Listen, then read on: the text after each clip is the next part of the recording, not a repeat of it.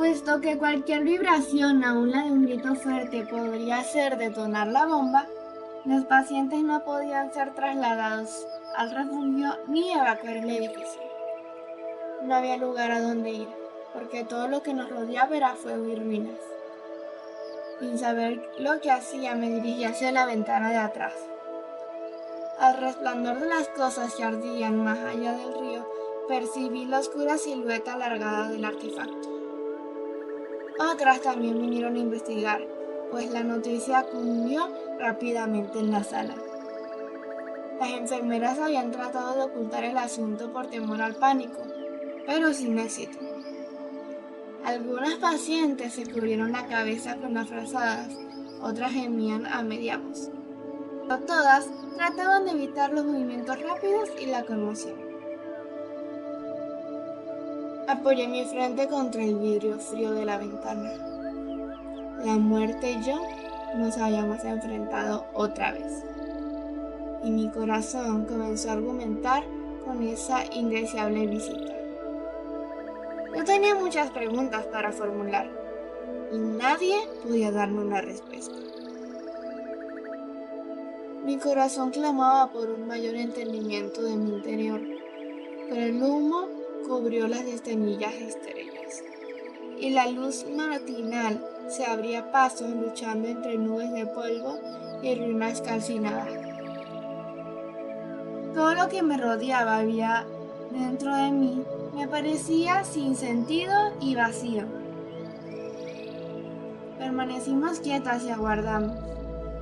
Tan pronto como hubo suficiente luz diurna, apareció un silencioso grupo. Evidentemente eran prisioneros, pues detrás de ellos venía un guardia armado. Como nunca habíamos oído nada sobre los campos de concentración y los presos políticos, no teníamos idea de quiénes podían ser esas figuras tristes y grises. Se aproximaron cautelosamente como gatos a la bomba y la examinaron con detención y prolijidad. Luego uno se agachó mientras otros le alcanzaban las herramientas. Siempre con mucha precisión, comenzó a quitar el detonador. Al fin se detuvo, movió la cabeza afirmativamente, se incorporó y se secó la frente.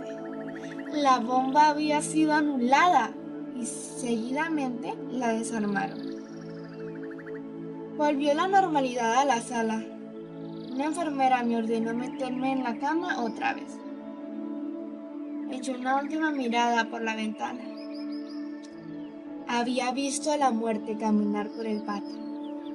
Una vez más, me había vuelto la espalda para dirigirse a la ciudad humeante en busca de más presas entre las ruinas. Pocos días después, cuando el orden se había restablecido, en cierta medida, y los trenes corrían nuevamente, fue autorizada a dejar el hospital. Volví a la escuela enseguida, no obstante la recomendación médica de tomar vacaciones y recuperar totalmente la salud. Pero, ¿dónde iría a buscar reposo? La casita entre los bosques quedaba demasiado lejos, y hacía mucho tiempo que no tenía noticias de mi madre. La correspondencia se demoraba. Muchísimos trenes y caminos eran destruidos. Como había terminado con Rudy, no podía ir a su confortable hogar en el este de Alemania. Posiblemente sus padres y su hermana no estuvieran más allí. Había oído rumores de que los rusos ya habían irrumpido en Silesia y los refugiados habían huido en medio de las tormentas del invierno para ponerse a salvo. No tenía dónde ir y deseaba trabajar nuevamente. La directora de mi grupo me recibió con alegría, porque se necesitaba toda mano voluntaria para atender las emergencias de la guerra total. Semana tras semana luchamos y trabajamos arduamente, a menudo compartiendo nuestras minúsculas raciones de alimentos con refugiados y soldados heridos que parecían más hambrientos que nosotros. Sentía unos olores terribles en el estómago. La úlcera exigía ciertas clases de alimentos, pero ¿quién iba a fijarse en esas pequeñeces? Cierto día de marzo de 1945 recibimos órdenes superiores de abandonar Praga inmediatamente y volver a nuestros hogares. Sorprendida, fui a hablar con mi jefa y pedirle permiso para quedarme. Ante todo, no tenía dónde ir. Y además, había aún mucho trabajo para hacer. ¿Cómo podíamos irnos todas? Mi jefa sacudió la cabeza resueltamente. No, Mariana, las órdenes son órdenes. La ciudad ya no es segura para ustedes. Los rusos se aproximan rápidamente. En mi inocencia me costaba creerlo. ¿Para qué preocuparse por eso? Nuestras fuerzas armadas harán retroceder al enemigo en poco tiempo. ¿No había prometido Hitler por radio el día anterior que el triunfo se produciría pronto? Con las nuevas armas que los hombres de ciencia alemanes estaban poniendo a punto, nuestros enemigos serían forzados a salir en cuestión de días. Muchacha, debes irte hoy, respondió. ¿Tienes algunos familiares? Sí, mi hermana que vive en Reichenberg. No la conozco muy bien porque nos vimos por primera vez hace solo unos pocos años. El esposo murió en el frente ruso. Quizá pueda quedarme allí por algunas semanas hasta que regrese a la escuela. Mi jefa me extendió una autorización de emergencia para el viaje en tren y yo partí extrañada de la expresión de su rostro al despedirme. El viaje fue largo e interrumpido con frecuencia, pero finalmente llegué al lugar donde vivía mi hermana. Unas semanas después me enteré de que los rusos habían entrado en Praga, solo unas horas después de que yo abandonara la ciudad. Mi tren debió haber sido uno de los últimos en salir de la estación terminal, antes de que los rusos penetraran. Me estremecí ante los rumores del terrible baño de sangre que habían dejado. Los checos nacionalistas mataron a cientos de nazis que no habían podido escapar a tiempo.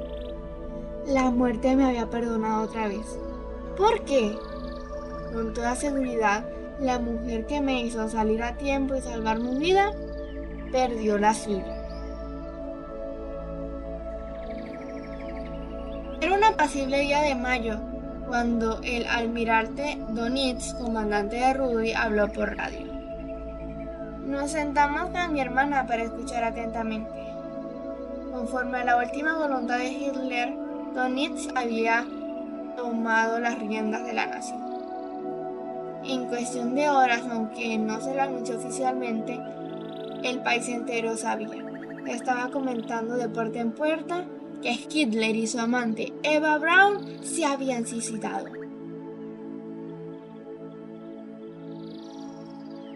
Quedamos aturdidas.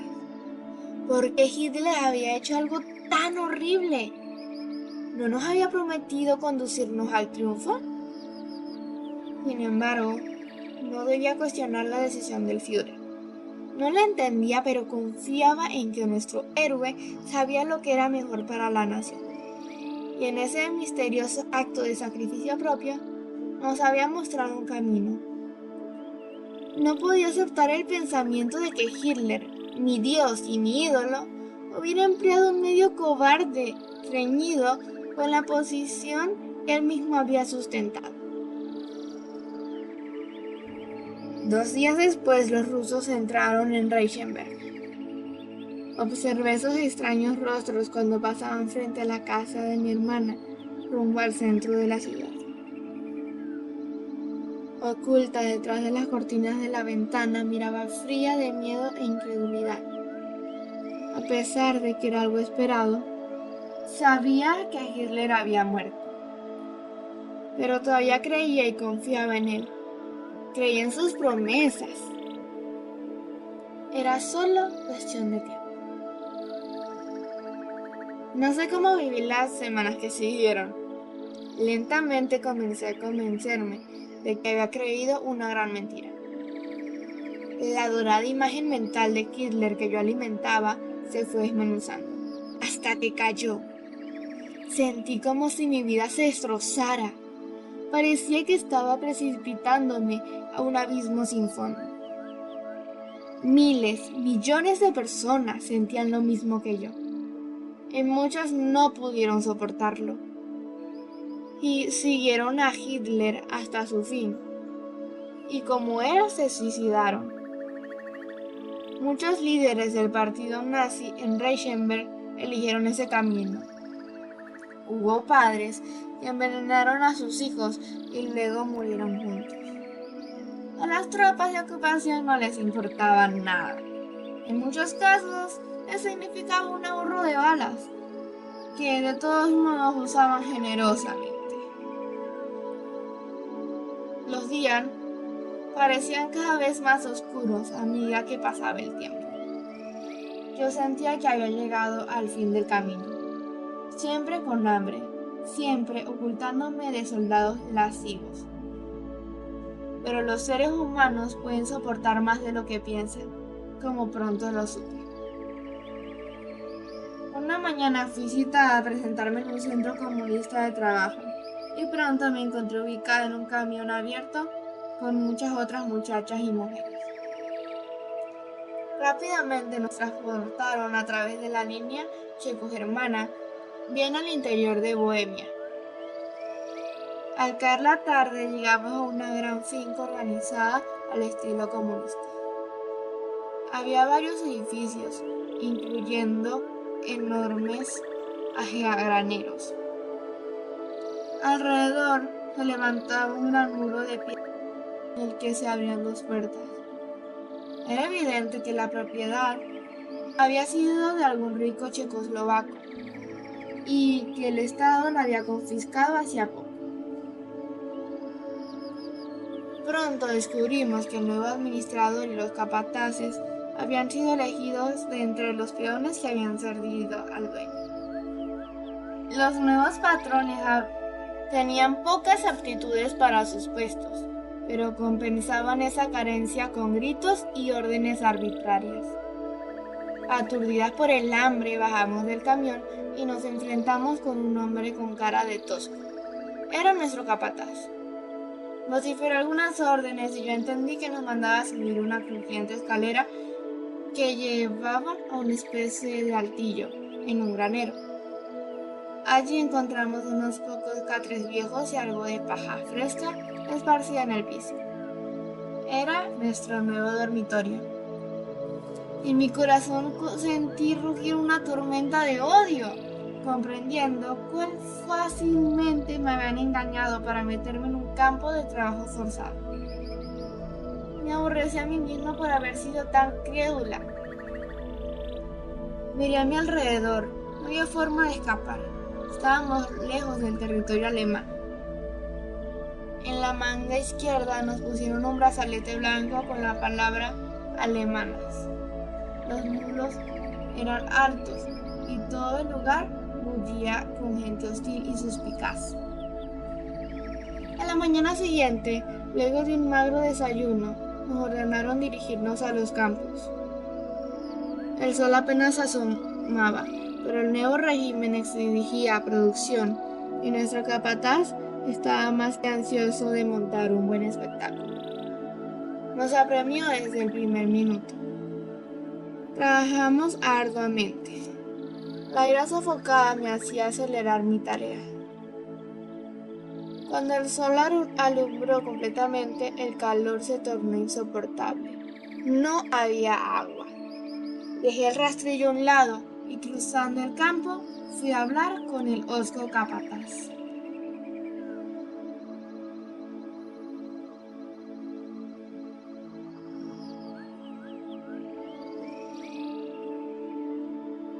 Si te ha gustado este capítulo, por favor apóyanos con un like y suscríbete para poder subir el siguiente capítulo.